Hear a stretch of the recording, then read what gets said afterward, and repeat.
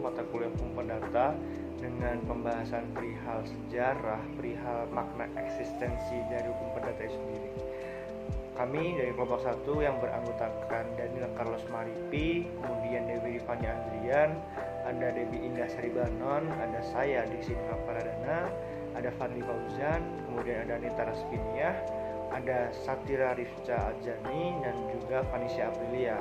Kami akan memberikan sebuah pembaharuan paradigma, memberikan sebuah pemaparan materi perihal paradigma, historisitas dan eksistensi hukum perdata dalam sistem hukum nasional Indonesia seperti itu. Nanti kami akan memberikan sebuah pemaparan perihal makna eksistensinya lah, kemudian perihal ada asas-asas yang melatar belakanginya, ada ruang lingkupnya, ada sumber hukumnya, ada tata hukumnya, dan sejenisnya. Nanti akan kami bahas satu persatu seperti itu.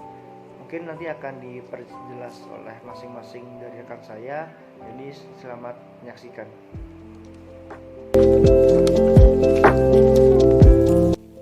Assalamualaikum warahmatullahi wabarakatuh. Perkenalkan, nama saya Satira Rifka Ajani dengan NIM 190284 akan memaparkan materi mengenai definisi istilah dan ruang lingkup hukum perdata. Istilah hukum perdata pertama kali diperkenalkan oleh Profesor Joyo Diguno sebagai terjemahan dari Burgerlijk Recht. Selain itu, sinonim hukum perdata adalah civil recht dan private recht. Definisi hukum perdata menurut Profesor Sarjono, hukum perdata adalah kaidah-kaidah yang menguasai manusia dalam masyarakat yang hubungannya terhadap orang lain, dan hukum perdata pada dasarnya menguasai kepentingan perseorangan. Lalu yang kedua, definisi hukum perdata menurut Profesor Dr. Sri Sudewi M. Sofwan. Hukum perdata adalah hukum yang mengatur kepentingan antara warga negara perseorangan yang satu dengan warga negara perseorangan yang lain. Lalu yang terakhir dari Profesor Dr. Wirjono Projodikoro. Hukum perdata sebagai suatu rangkaian hukum antara orang-orang atau badan hukum satu sama lain mengatur tentang hak dan kewajiban dalam pergaulan kemasyarakatan mereka, atau dengan kata lain, hukum perdata adalah hukum yang mengatur kepentingan perseorangan. Oleh karena itu, dapat kita simpulkan bahwa hukum perdata adalah hukum yang mengatur hubungan hukum antara orang yang satu dengan orang yang lain dalam masyarakat yang menitikberatkan kepada kepentingan perseorangan. Selanjutnya mengenai ruang lingkup hukum perdata. Hukum perdata menurut ilmu pengetahuan hukum sekarang ini dibagi menjadi 4 bagian, yaitu hukum tentang diri seseorang atau hukum perorangan. Hukum perorangan memuat peraturan tentang manusia sebagai subjek hukum, peraturan perihal percakapan untuk memilih hak dan percakapan untuk bertindak sendiri, melaksanakan hak-haknya, itu serta hal yang mempengaruhi kecakapan. Lalu yang kedua ada kekeluargaan.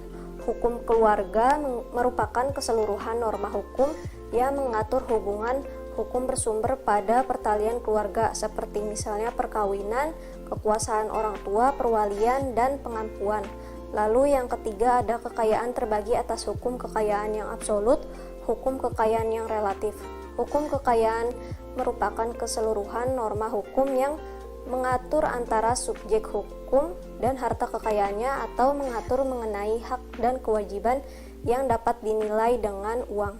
Lalu yang terakhir ada waris. Hukum waris merupakan keseluruhan norma hukum yang mengatur peralihan hak dan kewajiban di bidang hukum kekayaan dari si pewaris kepada ahli warisnya beserta akibat-akibatnya. Semua perkenalkan, nama saya Dika Sumariti. Pada kesempatan kali ini saya akan membahas mengenai asas-asas hukum perdata. Langsung saja ya. Yang pertama adalah asas monogami. Nah, asas monogami ini terdapat dalam undang-undang perkawinan, teman-teman. Nah, undang-undang perkawinan atau hukum perkawinan, lebih tepatnya diatur pada pasal 3 ayat 1. Nah, kemudian dan nomor 1 tahun 1974 tentang perkawinan, isinya adalah bahwa yang mana pria hanya boleh mempunyai seorang istri, begitu sebaliknya dalam waktu tertentu. Kemudian asas konkordansi ini lebih tepatnya dipakai pada saat bangsa Eropa menjajah Indonesia Hindia Belanda. Nah, asas konkordansi ini diberlakukan untuk orang-orang berbangsa Eropa atau orang-orang bangsa Eropa yang berada di Indonesia gitu. Kemudian ada asas fiktif pasal 2 BW. Nah, asas ini lebih tepatnya adalah asas yang berlakunya hukum yang menganggap tuh setiap orang mengetahui adanya suatu undang-undang. Jadi ketika orang tersebut dikenakan sanksi akibat dari kesalahannya dan melanggar undang-undang, jika seorang tersebut mengelak bahwa dia tidak tahu undang-undangnya, nah asas ini yang dipakai bahwa bahwa orang-orang tuh dianggap tahu ada undang-undang tersebut gitu. Kemudian ada asas harta kekayaan debitur sebagai jaminan pelunasan hutangnya dalam pasal 1331 BW. Kemudian ada asas tiada suatu hukum yang mengakibatkan kematian perdata atau kehilangan segala hak perdatanya di pasal 3 BW, atau pembatasan pasal 21 ayat 1 Undang-Undang Nomor 5 Tahun 1960. Nah, kemudian asas kebebasan berkontrak. Jadi sederhananya asas kebebasan berkontrak ini adalah orang-orang boleh melakukan perjanjian baik yang sudah diatur maupun belum dalam undang-undang. Nah, dalam undang-undang sendiri itu diatur dalam pasal 1338 ayat 1 KUHP yang menyatakan bahwa semua perjanjian yang dibuat secara sah berlaku sebagai undang-undang untuk yang membuatnya. Kemudian ada asas konsensualisme yang dimana berkaitan dengan pada saat terjadi perjanjian. Jadi perjanjian ini dianggap sah ketika ada kata sepakat dari kedua belah pihak. Nah, mungkin ini sebagian dari asas hukum perdata. Selanjutnya akan disampaikan oleh teman saya. Terima kasih.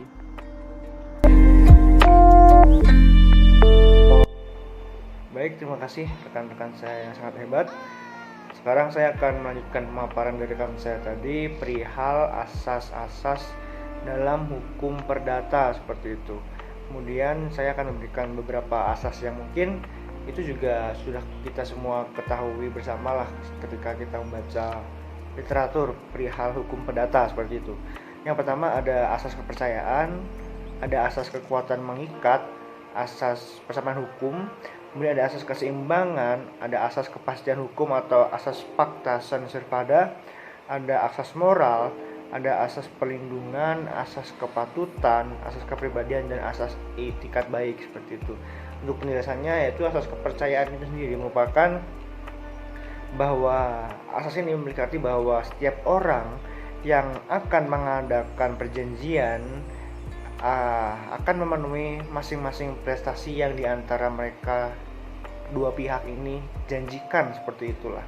Kemudian yang kedua ada asas kekuatan mengikat yang memiliki arti bahwa asas ini mengikat pihak yang mengikatkan diri atas yang ikut serta dalam perjanjian tersebut seperti itu.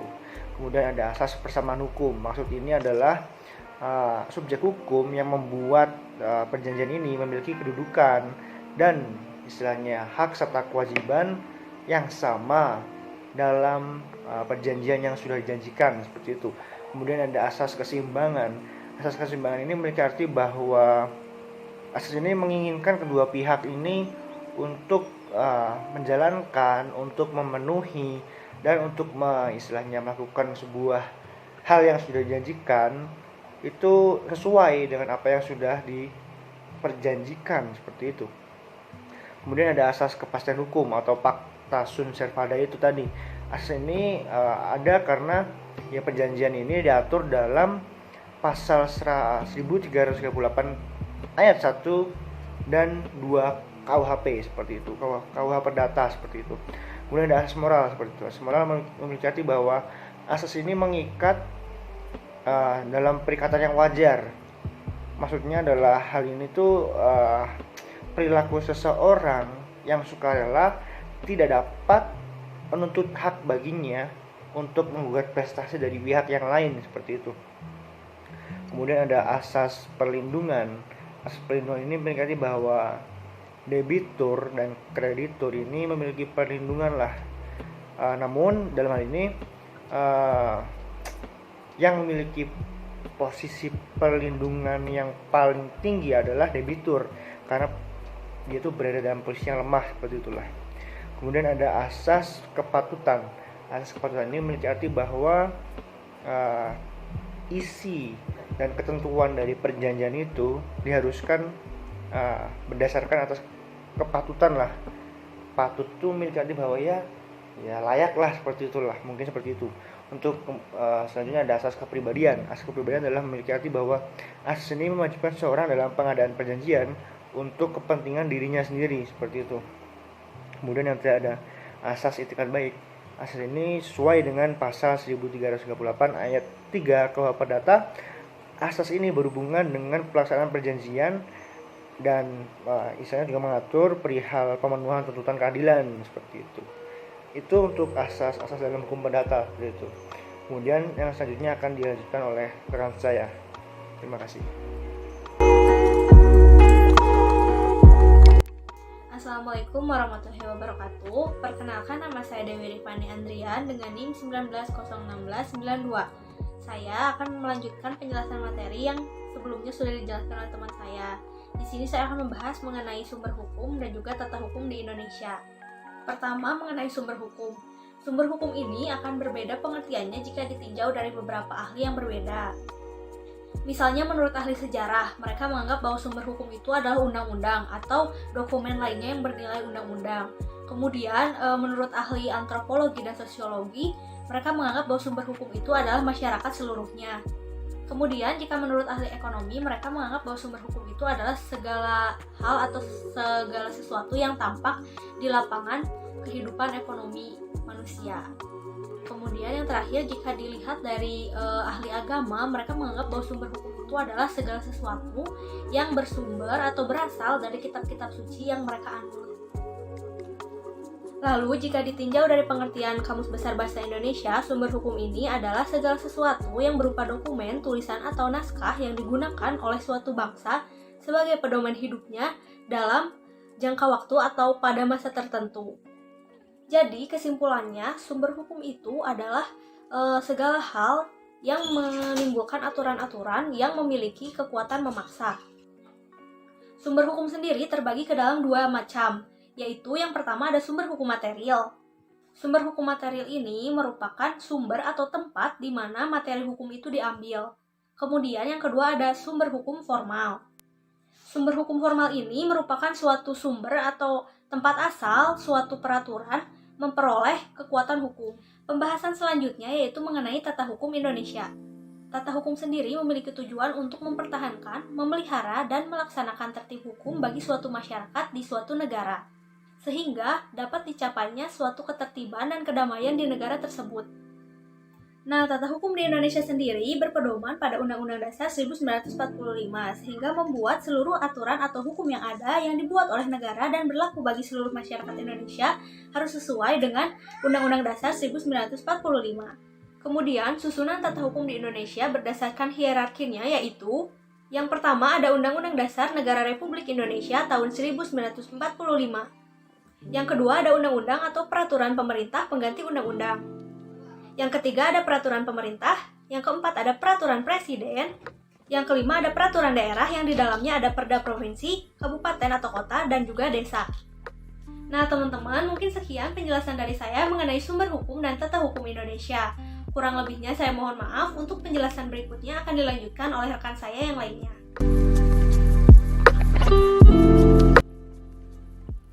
Assalamualaikum warahmatullahi wabarakatuh. Sebelumnya, di sini saya Debbie Indasari Banon dengan NIM 1900522 akan melanjutkan pemaparan materi yang sebelumnya telah dipaparkan oleh rekan saya. Materi yang akan saya paparkan kali ini mengenai struktur kelembagaan hukum. Nah, struktur kelembagaan hukum merupakan suatu sistem atau suatu mekanisme yang menopang dalam pembuatan serta penyelenggaraan hukum di Indonesia yang biasanya disebut dengan sistem kelembagaan hukum. Nah, sistem kelembagaan hukum ini teman-teman terbagi ke dalam beberapa bagian. Yang pertama, lembaga peradilan yang terdiri dari MA, MK, dan KY. Lalu yang kedua ada aparat penyelenggaraan hukum yang terdiri dari kepolisian, kejaksaan, serta kehakiman.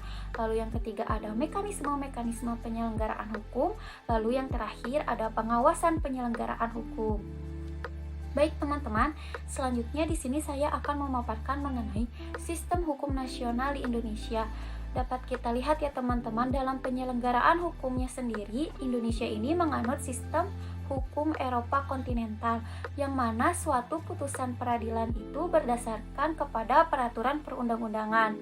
Maka dari itu, dalam hal ini dapat kita lihat bahwa negara yang menganut sistem hukum Eropa kontinental ini memposisikan suatu konstitusi itu berada yang paling tertinggi dalam hierarki perundang-undangannya. Maka dari itu dapat kita lihat bahwa konstitusi ini merupakan suatu konstitusi tertulis. Beda halnya dengan sistem hukum Anglo-Saxon, yang dimana dalam hal tersebut bahwa suatu putusan peradilan itu berdasarkan atas jurisprudensi atau keputusan-keputusan hakim terdahulu yang akhirnya dijadikan sebagai sumber oleh hakim-hakim yang selanjutnya. Nah, dalam sistem hukum Anglo-Saxon ini, negara menempatkan konstitusi itu tidak seperti yang paling tertinggi. Ia lebih memfokuskan kepada suatu kebiasaan-kebiasaan masyarakat, sehingga dapat kita simpulkan bahwa sistem hukum Anglo-Saxon ini merupakan konstitusi yang tidak tertulis. Nah, teman-teman, negara Indonesia sendiri dalam hal ini dapat kita simpulkan menganut kedua sistem tersebut, yakni sistem Anglo-Saxon dan sistem Eropa kontinental sebagai penyelenggaraan hukumnya. Baik teman-teman, sekian penjelasan pemaparan materi dari saya. Selanjutnya akan dilanjutkan oleh rekan saya. Terima kasih. Baiklah rekan-rekan, menyambung penjelasan dari rekan kelompok saya sebelumnya. Pada kali ini kita akan membahas mengenai kedudukan hukum perdata di Indonesia bersama saya, Nita Raspiniah, dengan NIM 1903452 Pendidikan Kewarganegaraan Universitas Pendidikan Indonesia. Berbicara mengenai kedudukan hukum perdata. Hukum perdata berlaku di Indonesia itu sendiri merupakan pengaruh dari Belanda. KUH Perdata atau BW berlaku di Indonesia sendiri untuk mengisi kekosongan atau yang disebut dengan reh vakum. Menurut aturan peralihan pasal 1 Undang-Undang Dasar Negara Republik Indonesia yang menyatakan bahwasannya peraturan yang sudah ada akan tetap berlaku selama belum ada yang baru menurut aturan undang-undang ini. Menurut Elamboy, hukum perdata itu di Belandanya sudah mengalami perubahan loh teman-teman, akan tetapi di Indonesia belum mengalami perubahan secara menyeluruh. Sebagian besar kelompok ahli hukum menganggap KUH Perdata sebagai suatu undang-undangan yang berlaku secara sah dalam sistem hukum Indonesia, di mana hukum perdata dapat menjadi solusi untuk permasalahan hukum. Salah satunya itu hukum waris, yang di mana di sisi lain ada KHI atau kompilasi hukum Islam. Pendapat ini didasarkan dengan aturan peralihan Undang-Undang Dasar Negara Republik Indonesia 1945 yang memberlakukan KUH Perdata sebagaimana disebutkan sebelumnya. Selain itu, pembaharuan bagian-bagian KUH Perdata selama ini melalui pengaturan yang lebih khusus berdasarkan asas lex specialis derogat legi generali. Pengaturan tersebut mengesampingkan KUH Perdata itu sendiri tetapi tidak spesifikasi mencabut keberadaan KUH Perdata. Menurut Undang-Undang Nomor 15 Tahun 2019 tentang pembentukan peraturan perundang-undangan, suatu peraturan perundang-undangan hanya dapat diganti atau diubah maupun dinyatakan tidak berlaku ataupun dicabut dengan peraturan perundang-undangan yang lebih setingkat atau lebih tinggi. Dengan ini dapat disimpulkan bahwa kedudukan KUH Perdata merupakan suatu undang-undang yang berlaku di Indonesia. Baiklah rekan-rekan, mungkin cukup sekian yang bisa saya sampaikan. Apabila terdapat kekurangan mohon ditambahkan dan apabila terdapat kesalahan mohon dikoreksi. Terima kasih, dilanjut oleh rekan saya selanjutnya. Semoga bermanfaat. Assalamualaikum warahmatullahi wabarakatuh. Di sini saya Fadli Fauzan akan melanjutkan presentasi dari teman-teman saya sebelumnya. Nah, saya akan menyampaikan materi tentang pemberlakuan hukum perdata dalam sistem hukum Indonesia. Nah, tentu kita tahu bahwa hukum perdata adalah hukum yang mengatur hubungan antara perseorangan yang memiliki karakter mengatur dengan tujuan melindungi kepentingan individu atau individual interest. Nah, secara yuridis formal, KUH Perdata terdiri dari 4 buku, yaitu buku 1 mengatur tentang orang, mulai pasal 1 sampai 498, buku 2 mengatur tentang benda, dan buku 3 mengatur tentang perikatan, dan buku 4 mengatur tentang pembuktian dan kedaluarsa. Namun berdasarkan sistematika ilmu hukum, sistematika hukum perdata terbagi atas hukum perorangan, bagian kedua tentang hukum keluarga, bagian ketiga tentang hukum harta kekayaan, dan bagian keempat tentang hukum warisan. Nah, berlakunya Hukum perdata di Indonesia tidak terlepas dari banyaknya pengaruh kekuatan politik liberal di Belanda yang mencoba berupaya melakukan perubahan-perubahan yang mendasar di dalam tata hukum kolonial. Nah, kebijakan ini dikenal dengan sebutan De Bewuste Rechtspolitik berdasarkan asas konkordansi. Maka kodifikasi hukum perdata Belanda menjadi contoh bagi kodifikasi hukum perdata Eropa di Indonesia. Nah, kodifikasi mengenai hukum perdata ini disahkan melalui Koninklijke Besluit tanggal 10 April 1838 dengan Stadsblad 1838 nomor 12 yang dinyatakan berlaku sejak tanggal 1 Oktober 1838.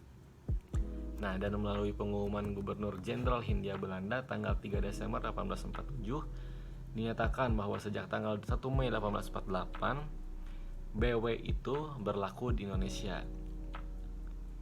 Beberapa asas yang terkandung dalam KUH Perdata yang sangat penting dalam setiap perikatan, ada asas kebebasan berkontrak, asas konsensualisme, asas kepercayaan yang dan lainnya yang tadi disampaikan oleh teman-teman saya. Nah, terdapat beberapa peraturan yang berlaku dan diatur di luar KUH Perdata di Indonesia ini. Contohnya dalam bidang perumahan, yaitu Undang-Undang Nomor 5 Tahun 1960 tentang Peraturan Dasar Pokok Agraria yang dikenal dengan nama Undang-Undang Pokok Agraria atau UPA. Lalu ada juga hukum perkawinan yang dikenal dengan Undang-Undang Nomor 1 Tahun 1974 tentang perkawinan. Dan juga ada hukum hak tanggungan. Ya, mungkin cukup sekian penyampaian dari saya dan selanjutnya akan disampaikan oleh teman saya. Terima kasih.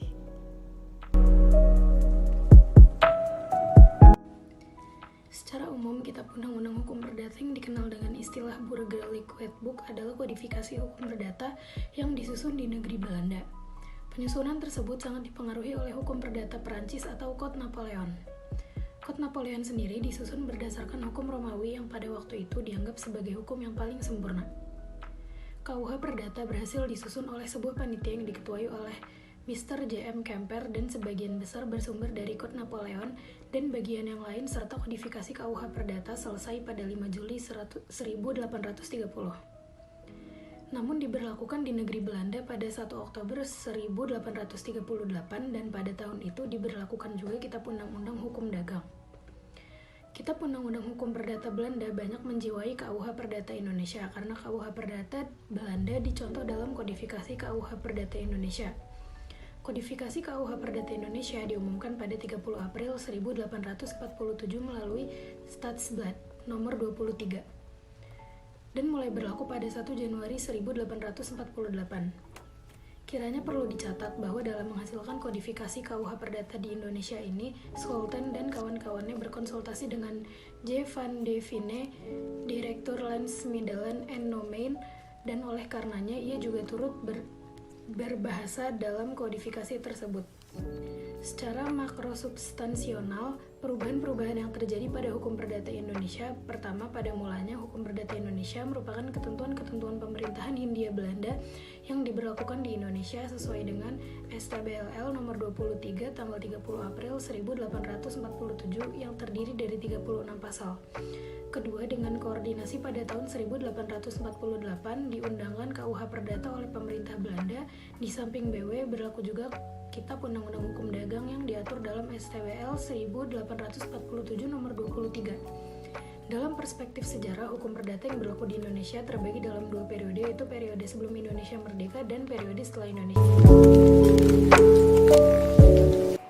Demikian pemaparan materi dari kelompok 1 perihal paradigma historisitas dan eksistensi hukum perdata dalam sistem hukum nasional Indonesia.